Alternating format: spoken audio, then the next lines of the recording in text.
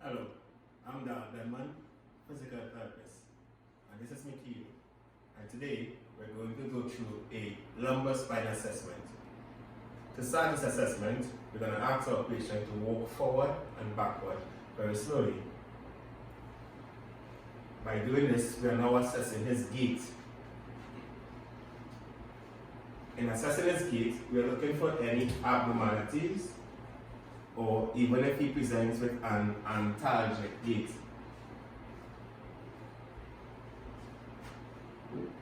Now we're going to move on to doing an observation.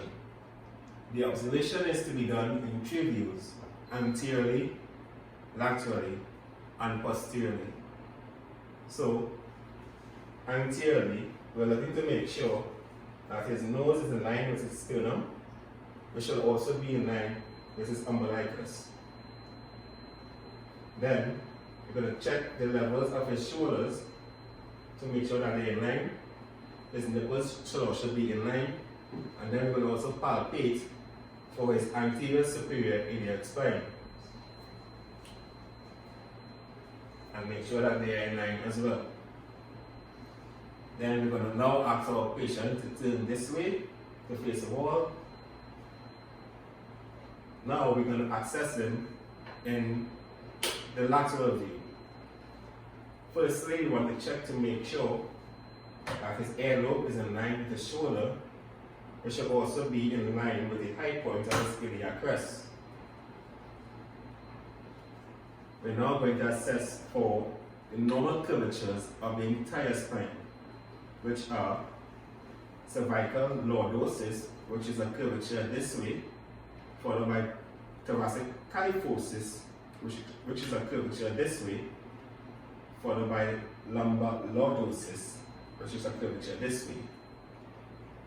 As you can see in our patient, he has normal lordotic curve, followed by a normal kyphotic curve with an exaggerated cervical lordosis.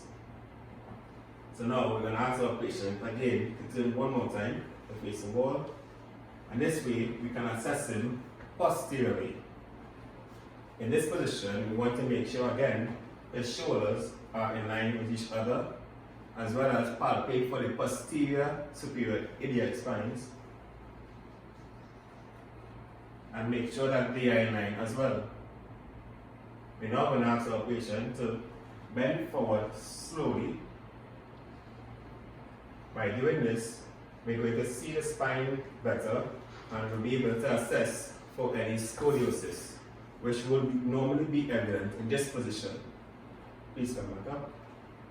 We're also going to palpate gently along the spine, feeling for any abnormalities or deformities.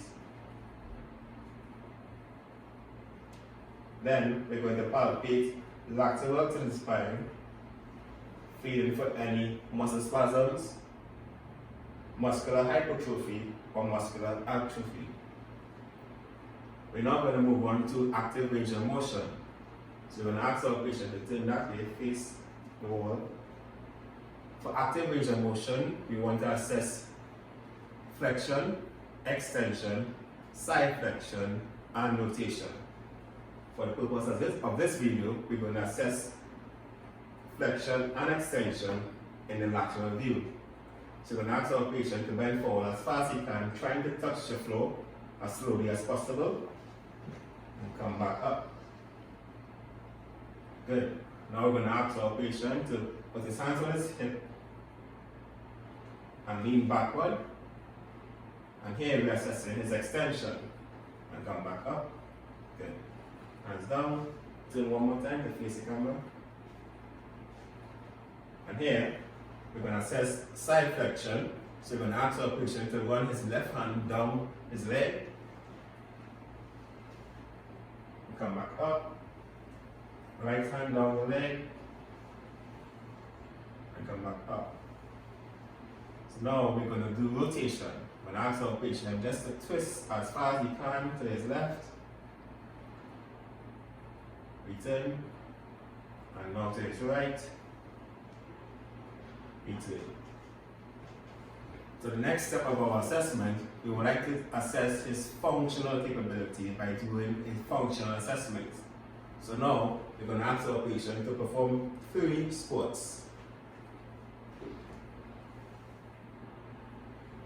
By doing these squats, we can assess his peripheral joints, which include his pelvis, his hips, his knees, and ankles. Then we're going to ask our patient to stand on one leg for 10 seconds, counting 1, 2, 3, 4, 5, 6, 7, 8, 9, 10, and to repeat on the other leg. 1, 2. This way, we are assessing his balance. 7, 8, 9, 10, and down. The next point of our assessment, we will be checking out his resisted isometric movements. So we're going to ask our patient to come this way and sit on the edge of the table. For resisted isometric movements of the lumbar spine, we are going to assess his flexion strength, his extension, his side flexion, and as well as his rotation. So, my directions to the patient at all times will be, do not let me move you. So for flexion, I'm going to apply force this way. Don't let me move you. Good. For extension, I go this way. Do not let me move you. Good. For side flexion, I'm going to push against me or push away from me. Do not let me move you. Good. Next way, do not let me move you. Good. And now, for rotation, do not let me move you.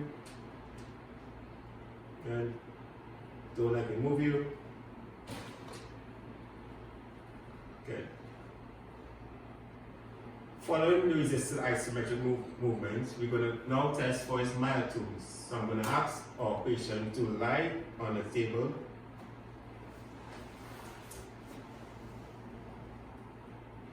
Okay.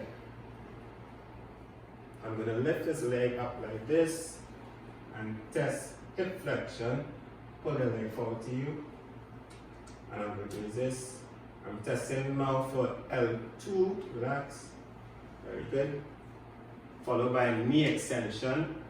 Straighten your knee. Don't let me push it down. Very good. And that is for L3. I'm going to ask our patient to pull the foot up to you. Don't allow me to pull it down. Very good. And that's L4. Big toe up to you. Don't let me pull down the big toe. That's L5. Now push your foot down like you're mashing gas. Here we have S1 and relax. And I'm now going to repeat and compare on the other leg. So again, bringing the leg up, supporting his leg like this. Pull the knee up to you. Good, relax. And that's L2. Straighten your knee up. Straighten your leg. Don't let me push it down. That's L3. Relax. Pull the foot up to you. Don't allow me to press it down. That's L4. Relax. Big toe up to you. Don't let me press it down. This is L5. Now mash gas. S1. And to continue the myotomes, we have to now ask our patient to turn onto his tummy. So you can turn over, please. In this position, I'm going to ask him, keeping your legs straight, raise it up behind you. Don't allow me to press it down. Very good. And this again is S1. Next leg, keeping your legs straight, raise it up. Don't allow me to press it down. Very good. Again, S1. And lastly, bending the knee up. Don't allow me to pull your leg down, okay? Very good. And this is S2. Next leg up. Don't allow me to press it down. Very good. S2 again. While our patient in this position, we're now going to do palpation on his lower back. So I'm going to start gently but firmly pressing into his musculature on the back.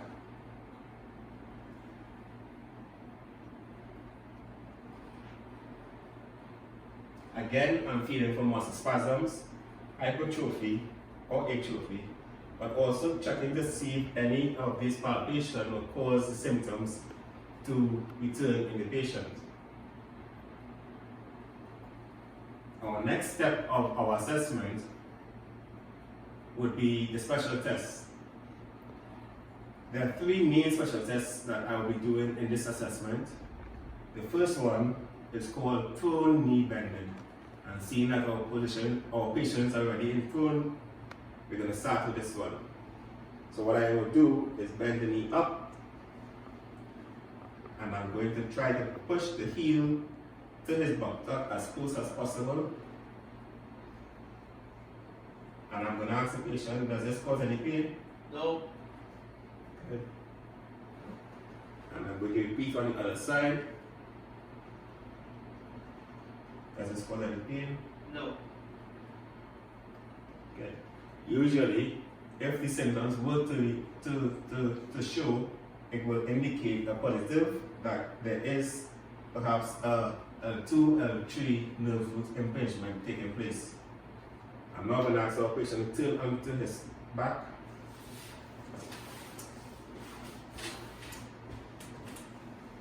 Our second special test is the straight leg raise test. I'm going to lift the patient's leg up without him helping me.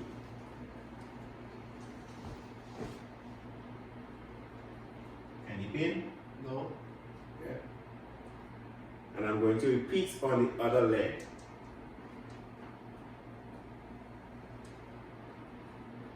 Any pain? No. Again, if these movements will have caused any symptoms to return, it will indicate a positive L3, L4, L4, L5 nerve root discerniation. Finally, I'm going to ask our patient to sit up and come to the edge of the table to perform the last special test. This test is called the slump test. So I'm going to ask our patient to slump forward, over, and now try and touch his chin to his chest. And I'm going to hold it in place with my left hand. I'm now going to ask the patient to straighten his right knee. And I'm going to give some pressure in ankle dorsiflexion. Any pain there? No. Good. Relax. Next leg, straighten the knee up. Ankle dorsiflexion pressure. Any pain there? No. Okay, good. Relax. Up. So usually, if the patient did have any sort of neurological issues down here in his lower spine, this test would have been a positive if he had pain or other symptoms presented. And that's the end of our assessment for today.